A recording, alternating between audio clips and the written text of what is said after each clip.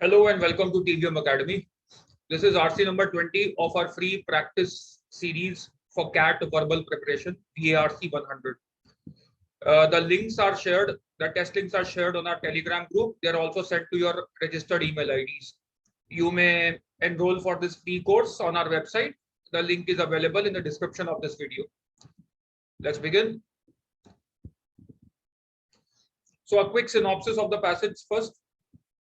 In the first paragraph, author introduces two different types of economies, market economy and command economy. And he suggests that they are widely different. In the second paragraph, he proposes that command economies are limiting in nature and they are bound to fail as per some economists. So this is not author's point of view, direct point of view. This is, he merely states some economists' point of view. In the third paragraph, he introduces a measure which can save or which can transform a command economy into a market one, privatization, selling state-owned industries to private corporations. Then he gives us example of Canada, where privatization has led to improved productivity. He identifies in the next paragraph a factor that has resulted in this improved productivity. Employees were offered shares in privately held companies and they chose to buy shares. Therefore, their personal interest was a reason behind improved productivity. In the last paragraph, author disregards or rejects a proposal by some economists to offer to distribute free shares.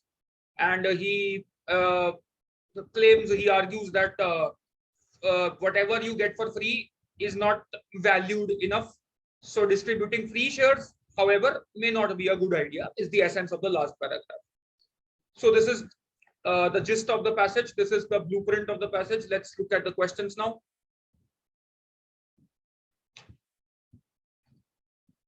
According to the passage, all of the following were benefits of privatizing state-owned industries in Canada, except, okay, so three will be mentioned, one is not mentioned.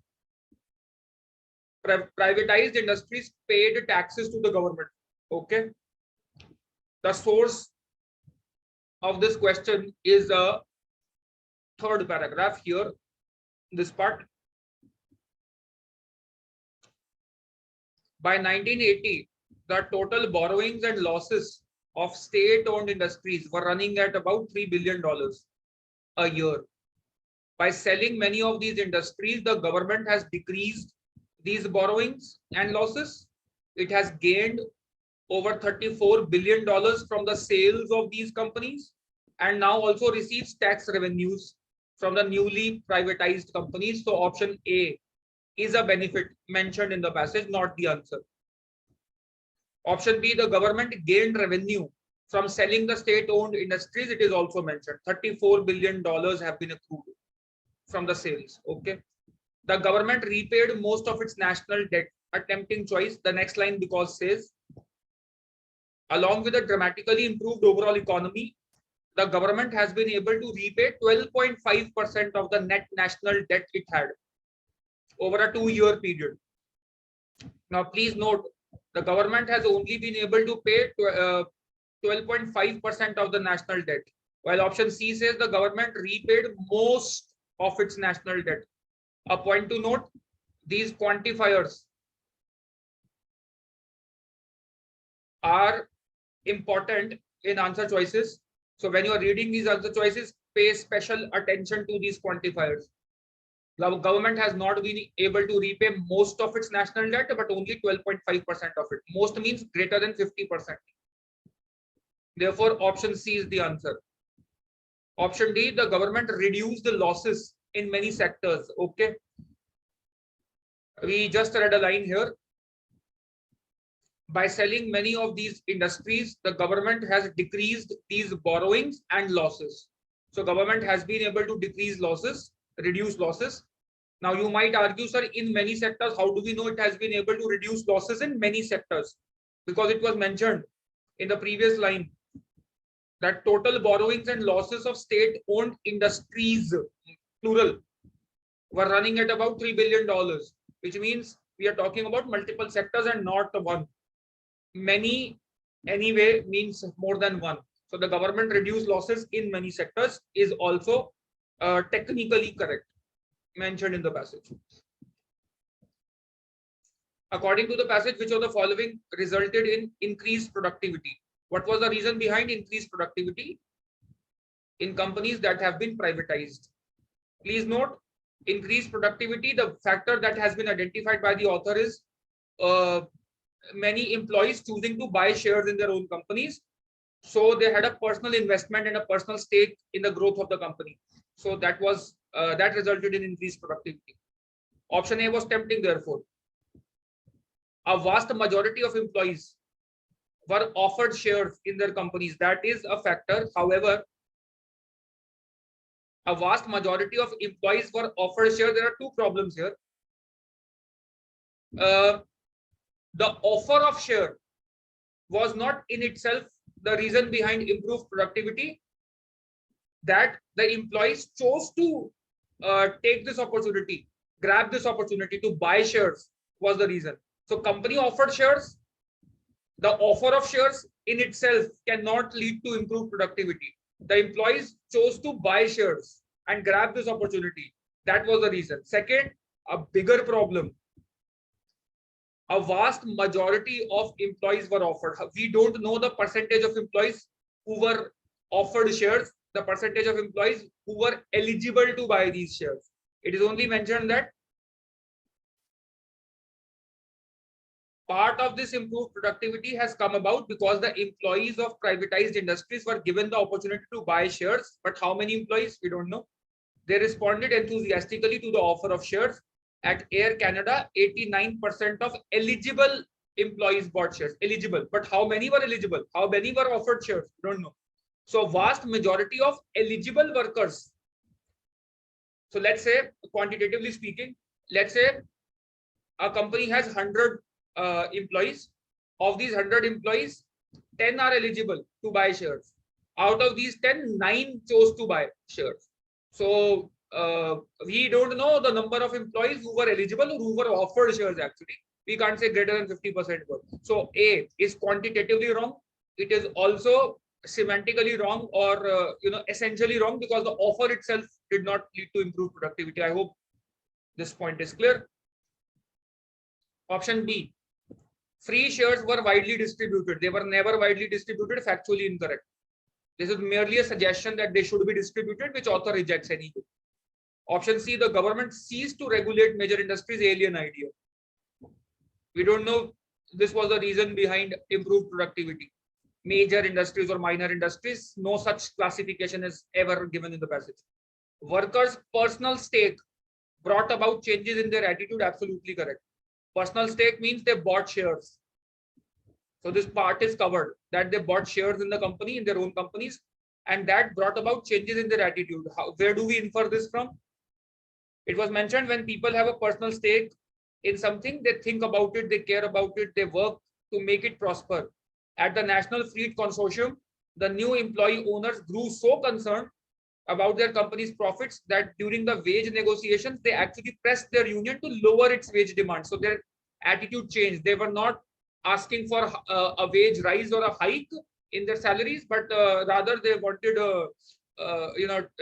they were pushing the union to lower its wage demands.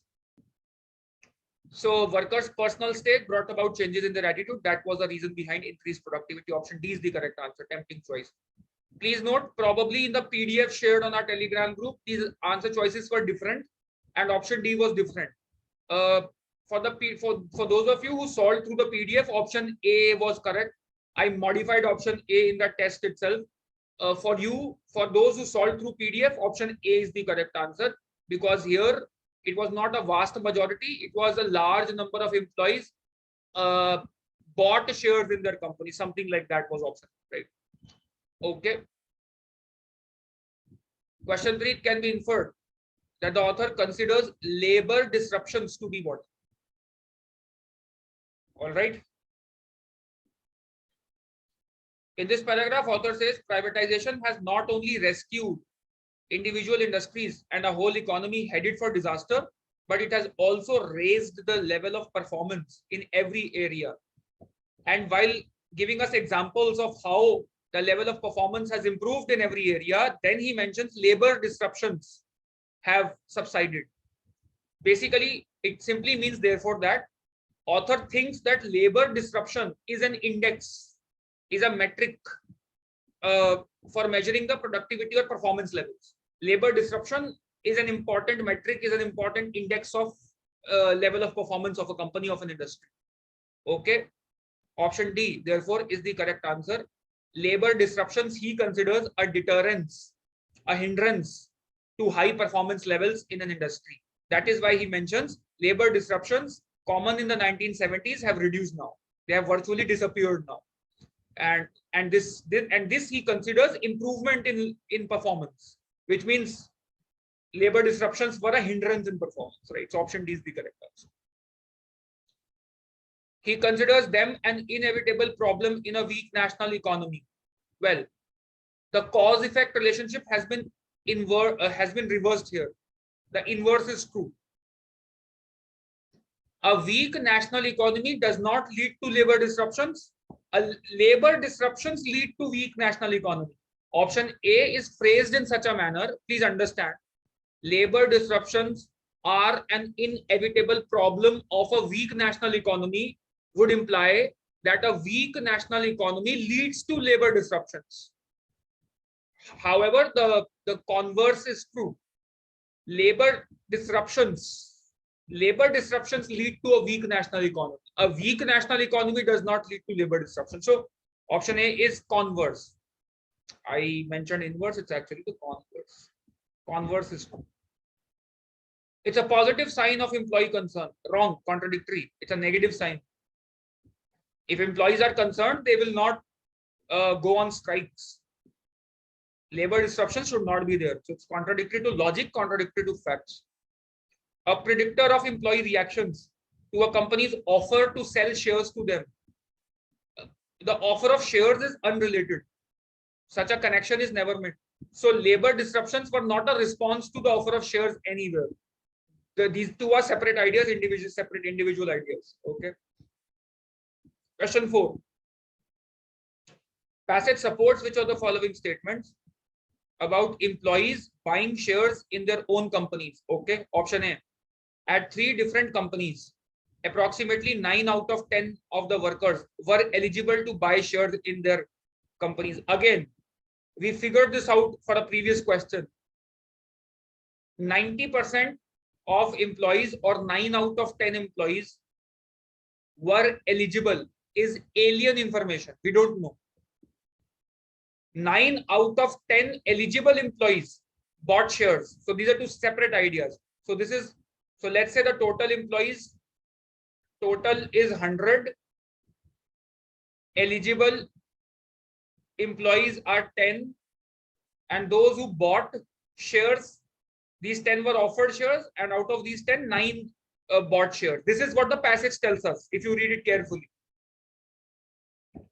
And option A tells you 90 employees out of 100 were eligible to buy shares. We don't know whether they were. So this is factually incorrect.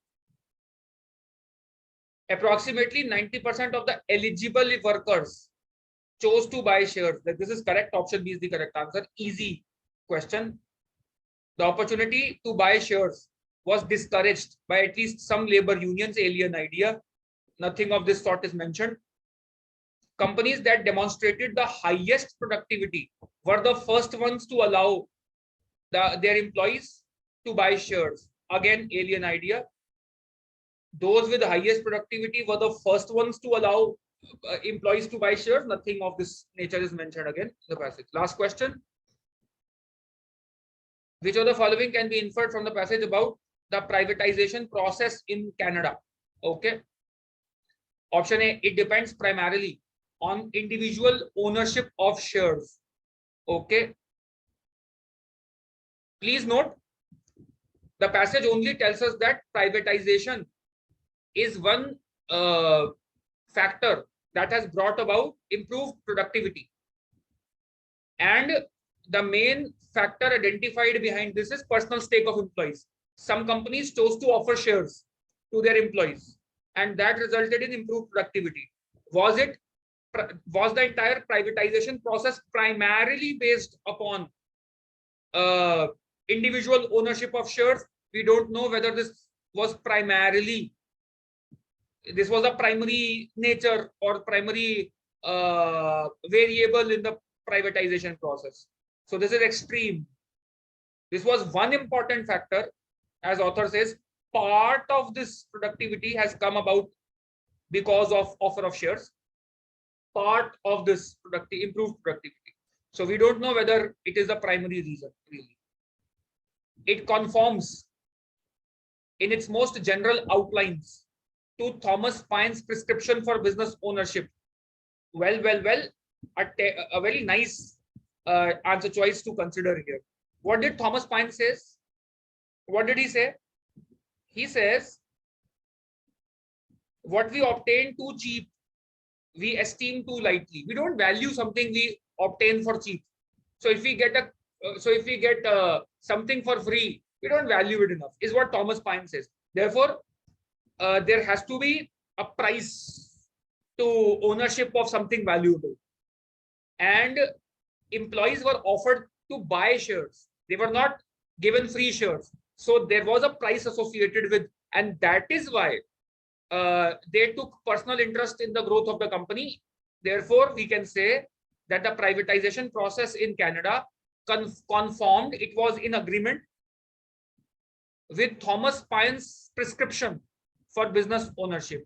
It corresponded to Thomas Paine's principles, basically, or his idea. Option B is correct answer. It was originally conceived to include some giving away of free shares. We don't know that, alien idea.